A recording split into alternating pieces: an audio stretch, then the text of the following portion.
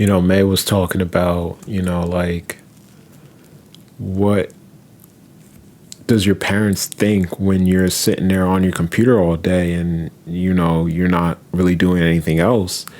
And I was just like, no, they don't have a problem with it, because technically they don't have a problem with it. Like, they don't be saying, like, why are you on your computer? Like, the most that my mom has said was when she came in my room, she was just like looking at my computer and she was just like, why do you have such a big computer? Because I went ahead and I always get like desktops. After meeting Dan, desktop was the thing to get at that point in time. It was just like, if you have anything, make sure that you have a desktop. Fuck the laptops. And I decided to buy a desktop. I bought a Mac Mini for like, it was like 1,400, but I got it for 1,200 after some discounts, and my sister helped pay for a little bit of it. And I got it for 1,200, and I got this big 27-inch screen on it. And I just wanted a computer that worked. But like, May was like, don't they say anything? And I was just like, no, they don't say anything. Luckily, I have that luxury that my parents aren't on top of me for stuff like that, because that would be very annoying. And she said that her grandmother would basically beat her for being on technology, so she has a bad relationship with technology. But I say this, like, it doesn't matter what anybody does to you. If you love something, you're going to go for it. You know what I mean? Like, if you have a passion for it, you're going to go for it. F what everybody else is doing. And that's technically how I found myself. Like, did I ever think that I would be a drug dealer? Did I ever think that I would be working 9 to 5 at Costco? Like, first I worked at Costco 9 to 5, and then I became a drug dealer because I was making a decent amount of money. And with that money, I was able to get an apartment and get my life started. But so far, life has showed me, like, no, bro, calm down. Just calm down and think. And that's not what anybody does. You know what I mean? Like, that's not even what I do. I don't think too much. And it's like the universe is thinking for me. So when people are going to start asking, they're going to be like, what made you want to start recording? And what made you think that this was the right way to go? Like, what gave you that idea? And I'll just say that it came from the universe. Like, it came from within me. It wasn't an outside source. It wasn't because my parents pushed me to do something or they said something that pissed me off. Like, I am on a path and they are just obstacles. You know what I mean? Like, yeah, that sounds good. Like, I'm on a path and everybody else are just obstacles. Like, I'm going to get to the end point. Now, it's pretty scary because it's like, am I going to get there? You know what I mean? Like, I'm afraid that I will never get to that point. And that's what makes me sit down and think of a little bit. And I'm just like, I don't know if this is going to work out. I don't know. But I still work towards it. And that's what I mean by it's from within me. You know, like, I know I say like a lot, my bad. But that's how I keep my sentences together. When I'm more coherent, I can definitely talk a little bit better. But right now, like, I don't have anything in my system. And this medication is tough. I know I said that in one video where I was like, this medication is tough. But today, Miss Becky J, she commented on my video. She was like, listen, keep going forward, because in the video I was like, I don't know if anybody's listening to my stuff. Like, I put out longer stuff and nobody watches and I barely get any views. And she was like, just keep going with it. Just keep going with it. We're going to support you. And she's like, I'm listening. And that really just hit home for me. I was like, oh my gosh, yes, awesome. Somebody's listening. But that's where the outside obstacles are there. So when you go on social media, you can see them. It's like, it's the amount of views that you get. It's about the people that are engaging in your stuff. It's about your friends talking about it. And it's about, what if your family sees this? Is this okay? And will they accept it? And back to May's question of like, does anybody worry? And I now that I'm thinking about it, yes, actually. Belinda is one of my biggest fears and my biggest obstacle. You know what I mean? Like, the way that she thinks is a little bit bizarre. And now that she has dealt with me in my schizophrenic phases, it's become something completely different. Like, now she is one of the biggest obstacles that I have to hurdle, because if she sees this stuff, if she hears this stuff, and what if she doesn't agree? What if she's like, are you going through psychosis? And she's like, I think I want you to be admitted. So that is one person that I'm wary about, because I'm not sure what people think about what I do. You know what I mean? Like, what if they're like, this is ridiculous? And it goes back into that whole thing of like, I'm just not ready to go back to the hospital. You know what I mean? Like, if I have to go, I'll go. But other than that, it would really irk me. And I have a distaste for it. Like, yes, everybody's trying their best and they're not trying to harm me or anything. But going into a place and not knowing when you're going to leave is very aggravating. So that's why recently I was getting a little paranoid, and I was like, you know what? I have to talk to my sister. I have to clear this up with her.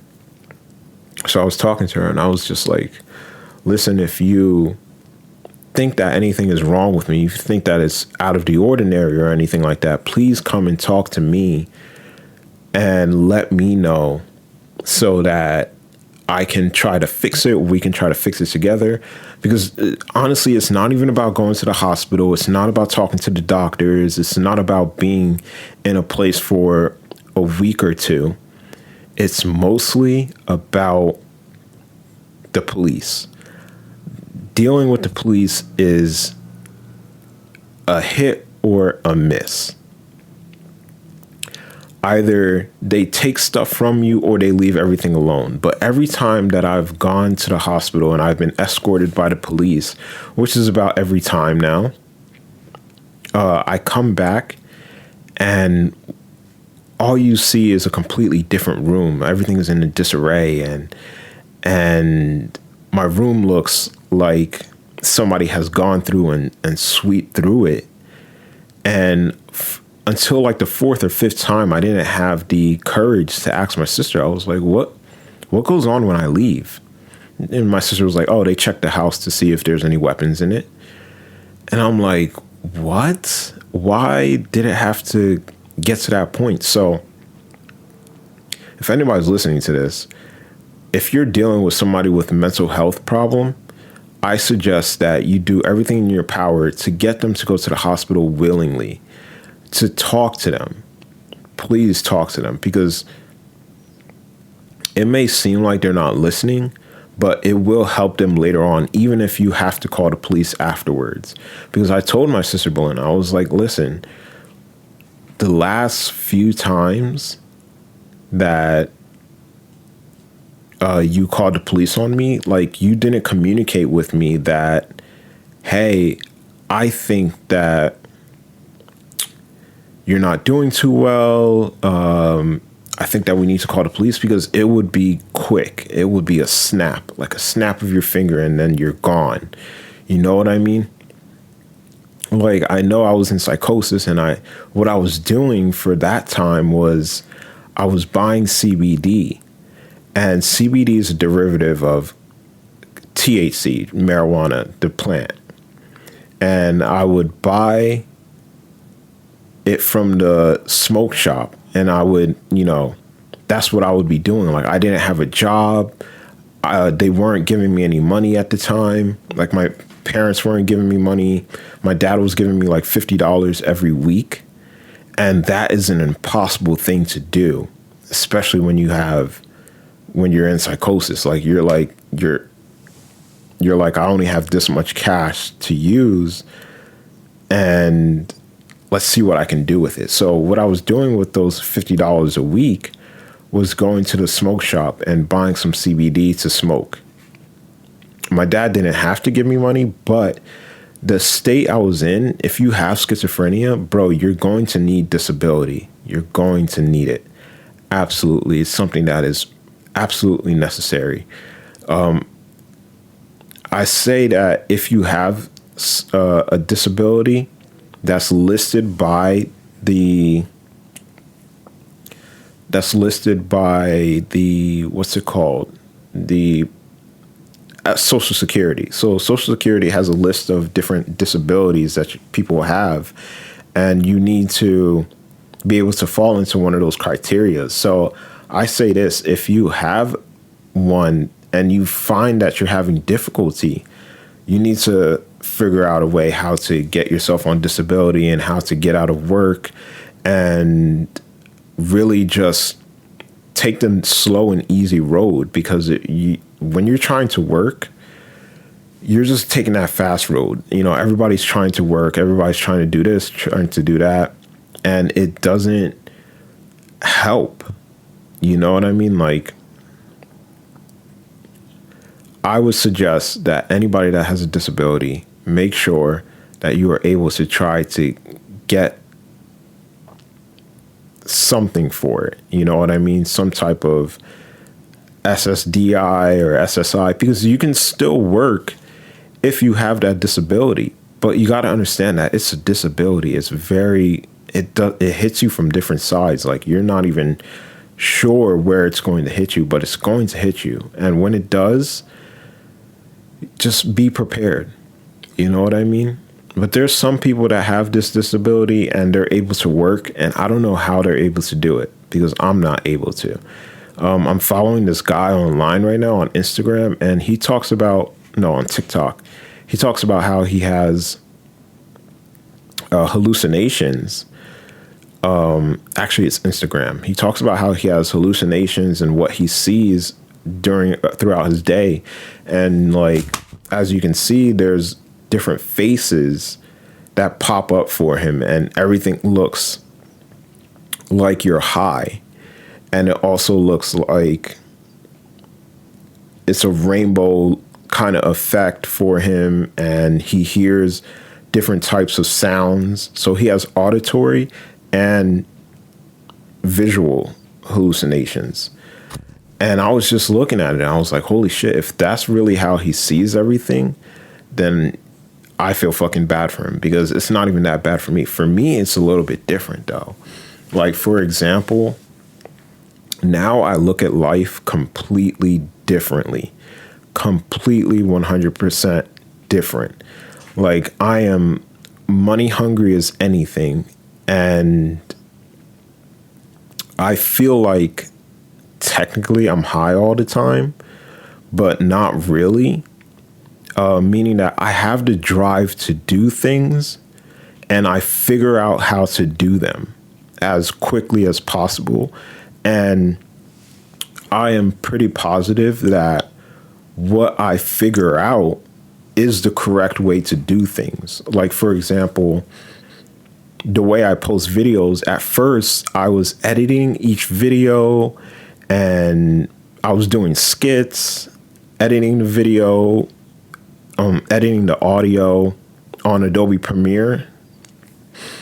And I was sitting there, I was thinking to myself, I'm like, bro, this takes forever.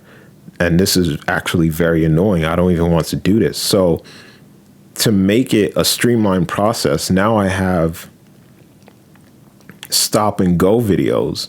So once I started, I have like this idea of what I want to say and what I want to convey to the camera. And then I just record myself. And if it comes out good, it comes out good. If it comes out bad, like sometimes there was this one video where I'm whispering and you can't hear anything. So I'm like, all right, this video is a dud. But most of the videos are coming out good. Now I'm like 50 videos in, And I'm looking back and I'm like, how am I supposed to edit all these videos? And how do I have the space for all of these videos? You know, think about it. Each video that you make, double the amount of gigabytes that it uses. Because when you edit, you have to export it. So you have the original video and then you have the video that has been changed. So you literally double the amount of space that you're using on whatever you have. So I was using flash drives, and I was like, this is impossible. This doesn't work. So I started a new method, and you can definitely see the new method where I take the date of the video and I use that as the title, and I use that as a description as well. Like, I don't even write descriptions anymore. You don't get descriptions from me. All you get is a title. You get to see when I made the video, what time I made the video. And on my Nikon Z30, you get like the number of times that I've used the camera. So I'm on like number 56 right now. That means I took 56 videos and photos on my Nikon Z30. So all I have is that as the title, and that's basically it. And then on Adobe Premiere, all I do is I make subtitles out of Adobe Premiere. I export the captions, the closed captions, and I save that. And the only thing that's being saved onto the flash drive is the data that the video comes in. So when Adobe Premiere auto saves, what it does, it creates a small little file, and the file is like, let's say 10 millibytes. You know, there's 1,000 in a gigabyte. So like 10 millibytes is really small. I started noticing that, and I was just like, you know what? This is starting to make sense. This is how you're supposed to use Adobe Premiere. You're not supposed to be editing videos per se. You're not supposed to be doing any of that. What you're recording, if you're recording on your phone, make sure that it's a good phone. If you're recording audio, make sure that it's loud enough and it gets through and it's clear. And after you do all that, you just post. So, like, for example, I'm recording on GarageBand right now. This is the first time I'm using GarageBand, and I'm going to see how it recorded. I'm just going to play like 5 minutes of it, maybe not even 5 minutes, probably just a minute of it, because I know what I'm saying isn't bad and isn't trying to hurt anybody. You know what I mean? So I can just listen to the first minute, see how it sounds, and then boom, all I have to do is upload it. So that's basically what I do. I streamline the process, and I try to make it as easy as possible. But yeah, unfortunately, like, there's going to be different sounds in here. It's going to sound pretty loud, but that just means I need better equipment. You know what I mean? Like, I was looking around and they were like, what do you do about noise on your audio? And this one guy was like, you shouldn't even have noise. Like, that shouldn't be a problem. It should be just you using the mic, and that's it. But that costs money. You know what I mean? Like, those mics aren't cheap. Those systems aren't cheap. And I want to be able to do it, but I have to invest into the products. And that's what I'm good at. So all I have to do is keep talking, invest in products, and boom, I'm pretty sure that I can make it in life. You know what I mean? Like, I've tried every other job, and I'll talk about this later on, about the different jobs that I've tried. Ridiculous. I've tried over 20, 25 jobs. So some jobs I did twice, but I still count those as each individual times. So I went to UPS 1 year, and then I reapplied the next following year, and I tried to do it. And that's how long I was struggling for. I was struggling, guys. I was not making any money, and it took a very long time for everybody to get on the same page as well, because my sisters, my parents, they didn't know that I wasn't taking my medication. My mom even thought in the beginning, like, you don't even have to take the medication. And I was just like, I'm not taking the medication, because the first time that I took the medication, I had a bad experience with it. And after that, it fucked me up real bad. Like I couldn't get back up. So when I first took the medication, I overdosed. I was taking it for a week, and then when I got out of the hospital, I felt like I was wrong. It was just wrong. It was just so wrong. I don't know how to explain it. It was just the wrong feeling. And I was taking the medication for a week. And then when I got home, my sister picked me up. She took me, we got the medication from the pharmacy.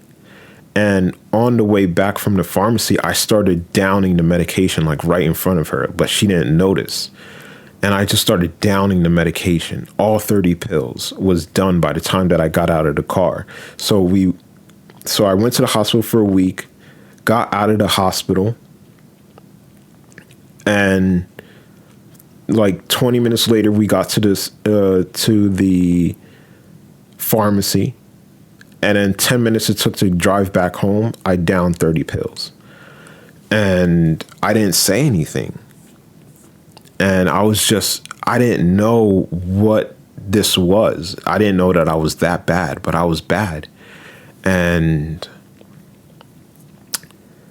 after that experience, I was just like, never again. Never fucking again. I'm not doing this ever again. And I was fighting taking the medication for so long. But yeah, May was asking that question. And everybody has their own experience, but this is my experience. And this is how I feel about the whole thing. It's just a little bit nerve-wracking trying to record, because I have had bad experience with that too. My sister being paranoid about it and asking me questions that aren't even good questions. You know what I mean? They're probing questions. They're like, what are you doing? Are you sure you're okay? And it's just like, bro, I can't take being talked to like that. You know what I mean? Like, I'm in the right state of mind, so why are you pretending like I'm not, type of thing? I don't know how to explain it. I'll explain it a little better. But for now, that was it for today.